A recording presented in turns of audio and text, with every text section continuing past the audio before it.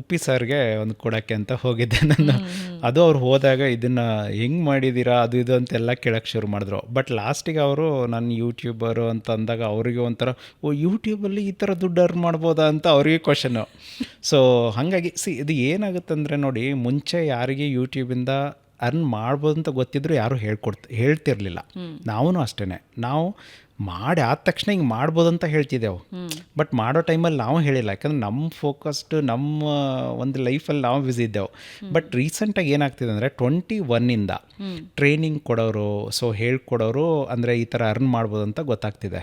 But 99% ಮತ್ತೆ failure ಆಗ್ತಿರೋದು ಅದೇ ರೀಸನಿಂದನೇ. ಏನೋ ಸುಮ್ಮನೆ ಅರ್ಧಂಬರ್ಧ ತಿಳ್ಕೊಂಡ್ರೆ ಯೂಟ್ಯೂಬ್ ಮತ್ತೆ ವರ್ಕ್ ಆಗಲ್ಲ ಅದು. ಸೊ ಬಟ್ ಅವರಿಗೆ ಅವತ್ತು ಅನಿಸಿರ್ದಂಗೆ ಈಗ ನಾನು ಹೇಳಿದೆ ಇದೊಂದು ಕಾರ್ ತೊಗೊಂಡಿದ್ದೀನಿ ಅದರಲ್ಲಿ ಅಂದ ತಕ್ಷಣ ಅವರು ತುಂಬ ಖುಷಿಯಾಗಿದ್ದಾರೆ. ಅಂದರೆ ಬೇಸಿಕಲಿ ಎಲ್ಲರಿಗೂ ಒಂಥರ ಆಶ್ಚರ್ಯ, ಅಂದರೆ ಇದನ್ನು ಮಾಡ್ಬೋದಾ, ಈ ಥರ ವರ್ಕ್ ಆಗುತ್ತಾ ಅಂತ ಅನ್ನೋದು.